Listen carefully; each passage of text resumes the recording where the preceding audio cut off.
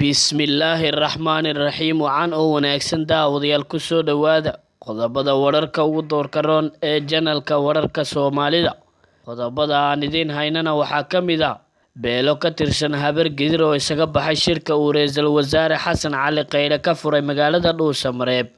Khayre oo digniin culus u diray siyaasiyiinta iyo xildhibaanada beesha Habargedir ee qaska ka wada deegaanada Galmudug. Maxkamadda ICJ oo dib u dhigta dhageysiga kiiska badda ee Soomaaliya iyo Kenya. Dowladda Federaalk ee Soomaaliya oo si kulul uga hadashay go'aanka ka soo baxay maxkamadda ICJ kuna baaqday in mar kale waqti la siin dowladda Kenya. Midowga Afrika oo go'aan niyad-jab ku ah dowladda Kenya ka qaatay arrimaha la xiriira kiiska badda.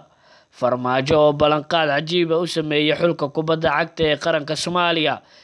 Iyo madaxweynihii ugu da'da weynaa caalamka oo geeriyooday isagoo 95 sano jira. Intaasi waxay ahaayeen daawadayaal qodobadii wararka ugu doorka roonaa. Markana waxaad ku soo dhawaataan iyagiyo faahfaahsan. Maxkamadda caalamiga ah ee cadaaladda ee ICJ ayaa dib u dhigta dhageysiga dacwadda kiiska badda ee Soomaaliya iyo Kenya oo qorsho uu ahaa in 9 bishan ilaa 13 bishan Sebteembar la qabto. Maxkamadda ayaa hadda kiiskaasi dib u dhigtay muddo 2 bilood ah oo ku eg bisha November 4 ee sanadkan. Go'aankan ayaa yimid kadib markii dowladda Kenya ay codsatay oo ay ku andacooday inay dooneyso inay qorato qareeno cusub kadib markii ay ceerisay dhammaan qareenadii hore. Si kastaba maxkamadda ayaanan aqbalin codsigii dowladda Kenya ee ahaa in kiiska dib loo dhigo muddo 12 bilood ah, waxaana hadda laga doonayaa in maxkamadda ay hortimaado bisha November. Dowladda Kenya inkastoo ay Soomaaliya dooneyso inaan kiiskan dib loo dhigo, haddana dib u dhigista muddada 2 bilood ayaa loo arkayaa guul ay Soomaaliya gaartay, sababtoo ah waxaa la rumeysan yahay in Kenya aysan daacad ka ahayn dib u dhigista iyo cudurdaarkeeda, iyo sidoo kale in Kenya aysan 2daas bilood mar kale kusoo diyaar garoobi karin. Kenya ayaa la rumeysan yahay inay dooneyso in muddada 12 bilood ee ay uga faa'iideysanayso inay cadaadis kale oo caalami ah ku saarto Soomaaliya kadib markii ay ku fashilmantay dadaaladii 2 sano ay soo waday. Waxaa muuqata inay yar tahay oo ay Kenya ku sameyn karin galaangal xoog leh 2 bilood ee lagu daray, taasoo rajo gelinaysa shacabka Soomaaliyeed. Ambassador Cali Saciid Fiqi oo ah danjiraha Soomaaliya ee ururka Midowga Yurub ayaa ka hadlay go'aankii ka soo baxay maxkamadda cadaaladda adduunka ee ICJ ee dib loogu dhigay muddada 2 bilood ah ee kiiska dacwadda badda ee u dhexeeya Soomaaliya iyo Kenya.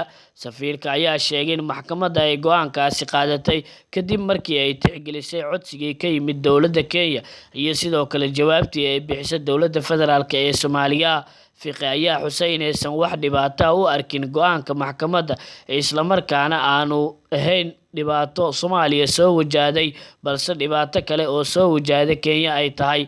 Sidoo kale waxa uu tilmaamay inay soo dhaweyneyso tallaabadan dowladda Federaalk ee Soomaaliya, isla markaana ay ku faraxsan tahay in muddo 2 bilood la siiyo dowladda Kenya.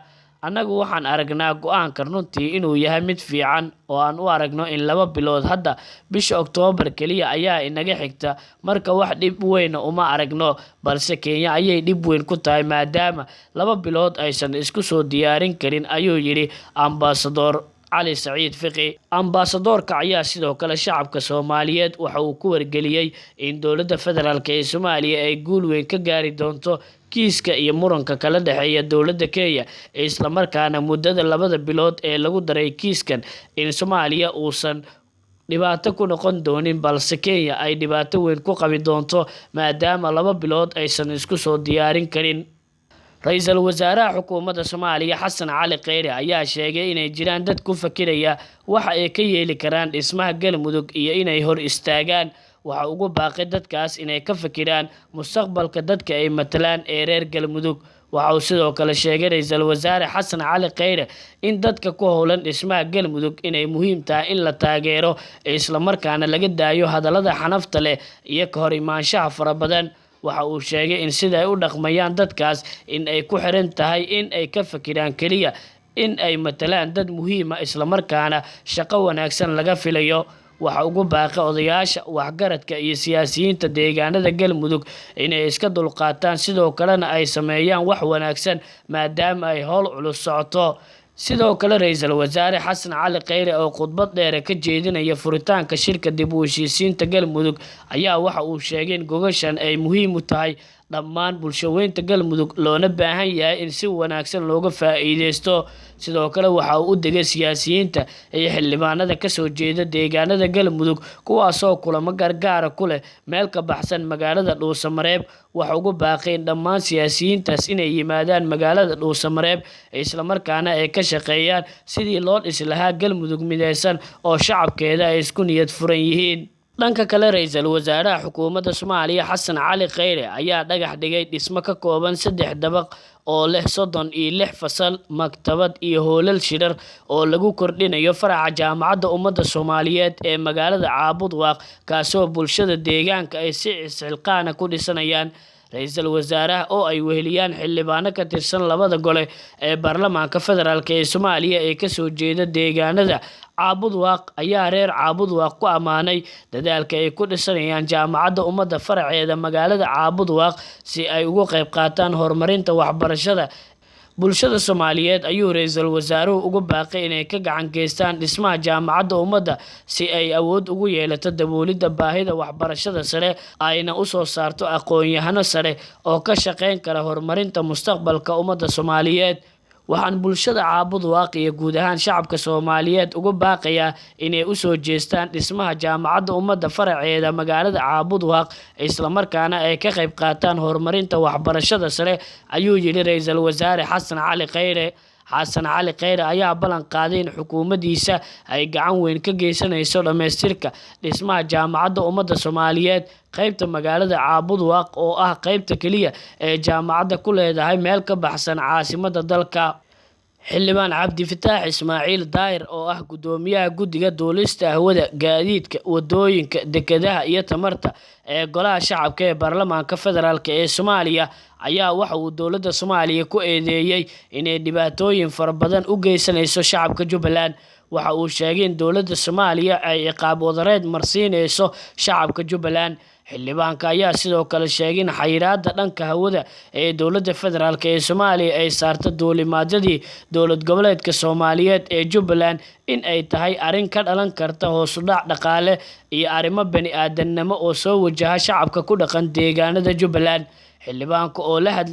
xildhibaanka ayaa sidoo kale waxa uu sheegay inay qalad tahay in dowladda Soomaaliya ay qaadato go'aan lagu dhibaateynayo shacabka Soomaaliyeed. go'aanka lagu xayirayo duulimaadyada Kismaayo ma ahan mid waxyeeleynayo maamulka Jubbaland balse waa mid ciqaab wadareed iyo dhibaato weyn ku ah muwaadiniinta Soomaaliyeed ee ka soo jeeda deegaanada Jubbaland ayuu yiri xildhibaan cabdifataax ismaaciil daahir. xildhibaanka sidoo kale waxa uu sheegay in ay muhiim tahay in dowladda Soomaaliya ay si degdeg ah go'aankan kaga laabato. go'aankan waa go'aan astaan su'aaleed saaraya la soo wareegitaanka maamulka hawada Soomaaliya oo sharcigii sahli lahaa uu hadda hor yaalo golayaasha baarlamaanka iyadoo la garan karo in ay adag tahay in si xirfadnimo leh loola shaqeeyo xukuumadda hadda shaqeyso. haddana waxaan hoosta ka xariiqayaa muhiimadda ay leedahay in hay-adaha halbowlaha u ah bixinta adeegyada dowladda dhexe sida hagidda diyaaradaha inaan loo adeegsan ujeedooyin gaara ayuu yiri xildhibaan cabdifataax ismaaciil daahir oo ka hadlaya xayiraadii la saaray duulimaadyada magaalada Kismaayo.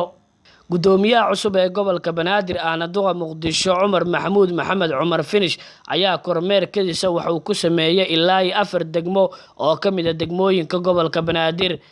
Duqa Muqdisho ayaa kormeerkii kadiska ahaa degmooyinkii uu ku tagay waxaa ka mid ah degmooyinka Shibis, Boondheere, Shangaani iyo Kaaraan ee gobolka Banaadir.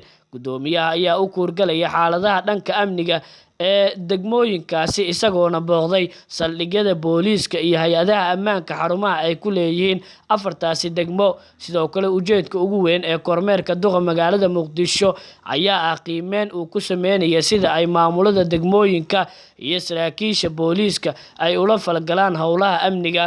gudoomiye Cumar Finish ayaa ku amray gudoomiyaasha degmooyinka inay xil iska saaraan sugidda amniga degmooyinka ay maamulaan. kale waxa ugu baaqay shacabka Muqdisho inay la shaqeeyaan hay-adaha ammaanka ee gobolka Banaadir isla markaana maamulada degmooyinka ay kala shaqeeyaan horumarinta gobolka. gudoomiyaha cusub ee gobolka Banaadir Duqa Muqdisho Cumar Maxamuud Maxamed Cumar Finish ayaa sidoo kale kormeeray baraha kontarool ee laga sugo amniga magaalada Muqdisho kuwaas oo ku yaala degmooyinka gobolka Banaadir. guud ahaan daawadayaal halkaas ayaan ku soo gabagabeynayaa wararkii aad ka daawanayseen channelkan. daawad haddii aad ku cusub tahay channelka waxaad saartaa subscribe qaybta hoose ee channelka waxaad inoogu reebtaa aragtidaada. sidoo kale daawade waxaad furataa gambaleelka si uu kugu soo dhaco wararkii ugu dambeeyay ee aan halkan ku soo daabacno.